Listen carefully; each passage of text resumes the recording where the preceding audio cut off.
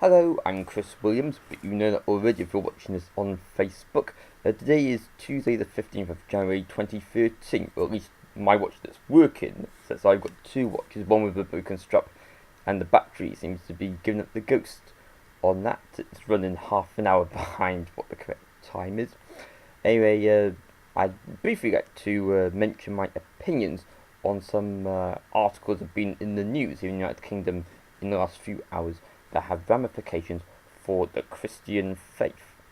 I've recently been in some dialogue with people on Facebook about my religious opinions, and they have indicated they do not agree with what I've been saying. They've been quite negatively vocal. One called me an offensive name.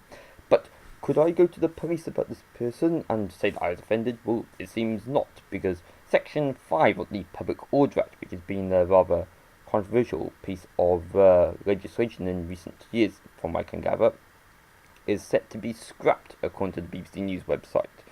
There's been a whole load of cases where some have expressed anti-religious views and been accused of religious hatred. Others have been arrested for alleged homophobic claims and racist claims and all that.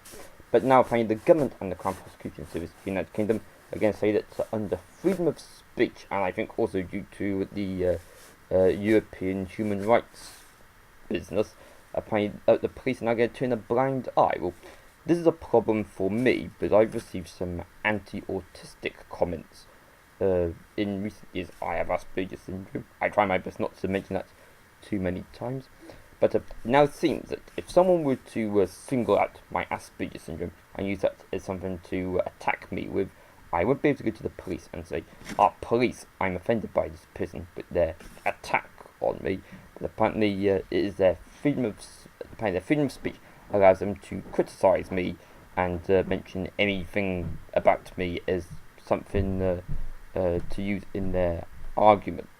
I got a bit tongue-tied there, so I'm talking about largely, but the neighbours were walking overhead as I was trying to say it.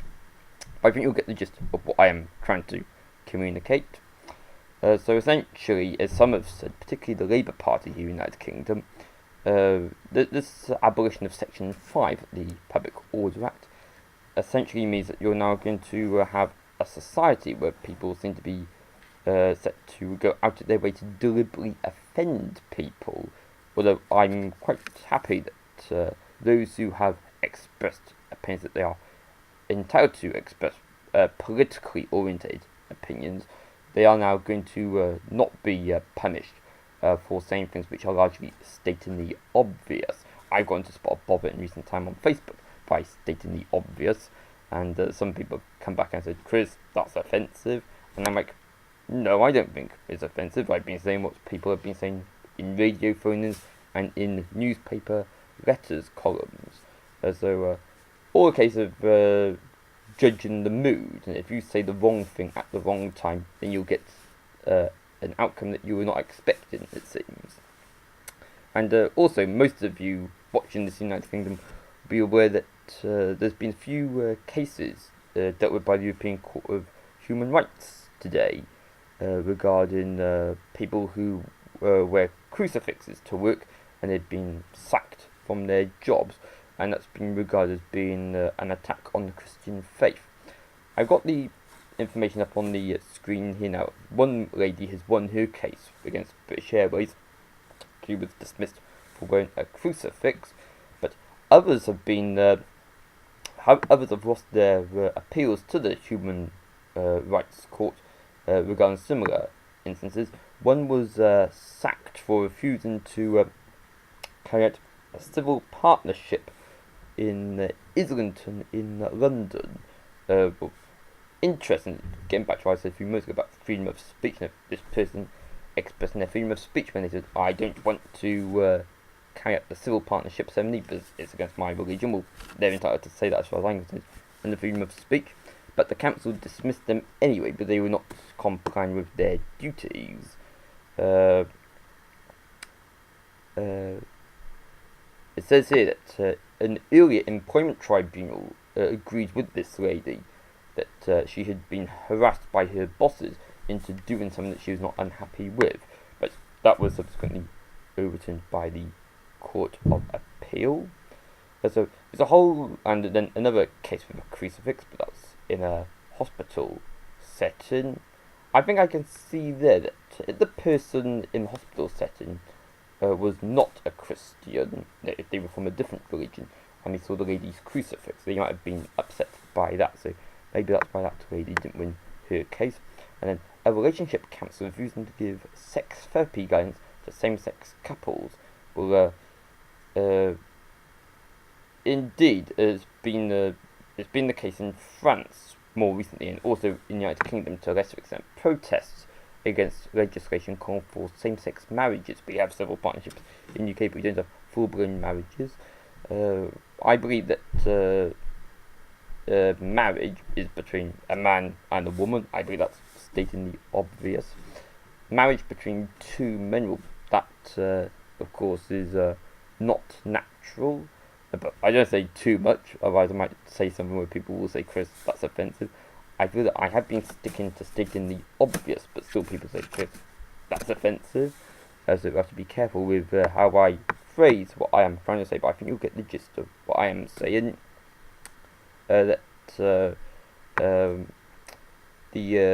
is the role of the church to endorse things which are positive for society, and one keyword I heard on the radio earlier on, I had an excellent phone-in debate where a lot of Christians phoned up and said essentially what I've been trying to say in this blog, and that is that it's a shame we don't live in a theocracy where the word of God is prevalent. Previously, of course, the British criminal justice system was implementing key doctrines from the Bible, but since the 60s, as some people said on the radio this morning, there's been a divergence away from what religion says, and I believe that has got society in the United Kingdom into a fair bit of trouble, where you're now going to have a situation where you might end up with two homosexual men getting married and being allowed to adopt children. I think that happens in America at the moment, and that's a completely messed up situation, as most people will agree, I believe. But just because it happens in America, and just because it seems fair to the minority members of society, doesn't necessarily mean it is in the interests of all parties involved. And I believe it's the role of government and the church to be like a parent and indicate what is positive for society and protect society from things which are generally likely to have negative consequences in the long run. You don't get too caught up in what is trendy and cool, because in the long run you might say, we regret doing that, we should have stuck with what has been in place for many years. Best to err on the side of caution rather than embrace something that seems like a good idea. Right, I think that's what I wish to say. I struggle to express verbally just what I was trying to say. I'm more comfortable with writing, but it seems that I get carried away with writing. Okay, that's all for now. I haven't been blogging in video format as much recently as I have in previous times, but if I do another video blog anytime soon, I'm sure you will notice. Okay, bye for now. Bye bye.